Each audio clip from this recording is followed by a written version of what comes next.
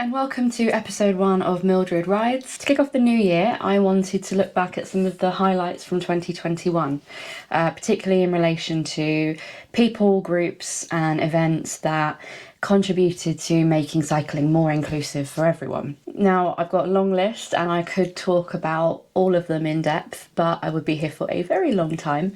So what I'm going to do is start with my top 5 and go into a little bit of detail about those, but then I'm just going to fire through all of the rest because there are so many of them. I'll post links to all the relevant people, groups, profiles in the description below, so make sure you go and follow all of these things as well. So, number 1, the Steezy Collective was launched back in December 2020, technically, but it was 2021 where things really kicked off for them. So Steezy is a collective of women, non-binary and trans cyclists of varying disciplines, and their whole objective is to make cycling fun, inclusive, and get more people on bikes. So alongside many meetups, they also organised quite a few events last year and got involved with a few initiatives that really helped to just make a huge contribution to inclusivity in cycling. So from organising a women's cross-country mountain biking race to leading a party pace group for the Cold Dark North Chase the Last Long Days event. They brought diversity to Rafa's Women's 100 campaign and also led several Women's 100 group rides on the day. They co-hosted an alley cat with North London's Thundercats, and they also brought a massive female presence to the Festive 500. So definitely go and check out Steezy Collective, follow them, because there'll be a lot more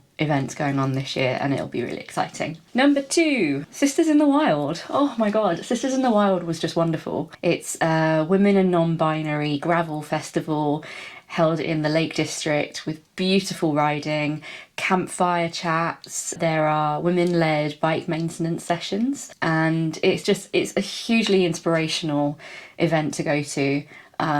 I really loved it. I'm looking forward to going again. The next meetup is going to be the 20th to the 22nd of May. Be there or be.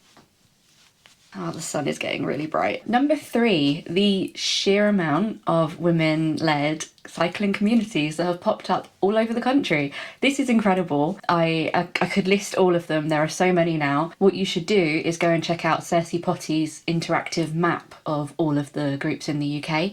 I will link that below.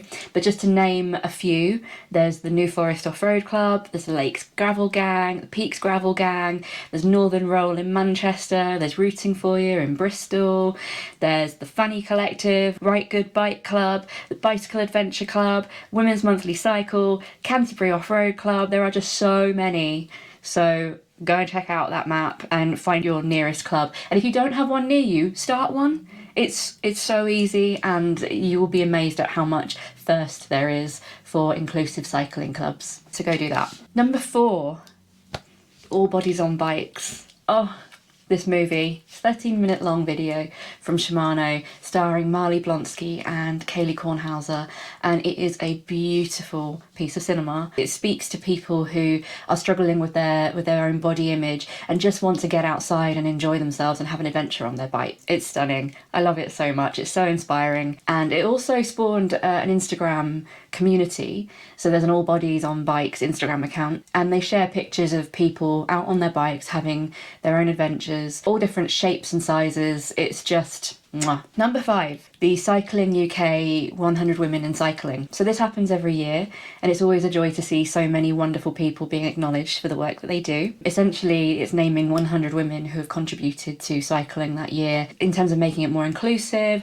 furthering equality goals in racing, encouraging more people on bikes. It's fantastic, and it's so worth going through and checking out every person who was featured in the list. I can't name them all, obviously, but I'm gonna just give a little shout out to some of the people that I know personally, because this year, more than any other, there was so many people listed that I know, and it brought a lot of joy to my heart. So I just want to give a quick shout out to Abigail Merton, one half of Gears for Queers, and you should go and read their glorious book. Aoife Glass, a fellow cycling journo and close friend of mine. She's just launched her 2nd season of her Spindrift podcast.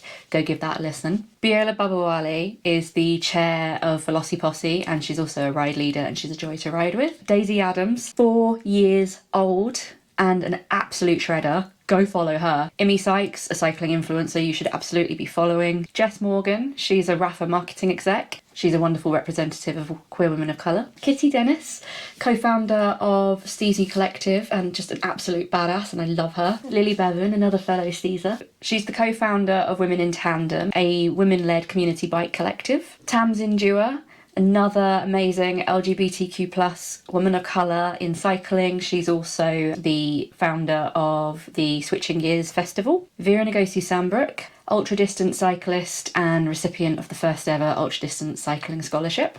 And finally, Zoe Banks-Gross, who founded the East Bristol Kidical Mass cycling group that gets families out cycling together. Okay, quick fire round. The Brother Cycles Big event reserved 20 tickets for those who were underrepresented in cycling. Velociposse ran track sessions for women of colour and LGBTQ plus people at the Herne Hill Velodrome. The organisers of the Duke's Weekender retracted their early bird ticket sales in December so that they could release them instead in February, where it would be more likely that people would be able to afford them, recognising that December and Christmas is a very challenging time for a lot of people, and it was just another barrier to entry. So really, really pleased to see that. More of that, please. The Ride with Casey downhill race, organised by Vedangi Kulkarni, and it was all about fundraising for Casey Gemma's spinal cord injury recovery. Just amazing to see women supporting women, and I wish I'd been there. The Komoot Women's Torino-Nice Rally, also wish I'd been there. The first ever Women's Paris-Roubaix. I'm not much of a pro cycling follower, but seeing that was just wonderful. And also the announcement this year, we'll have a Women's Tour de France. Yay! The launch of School of Rocks around the UK and beyond.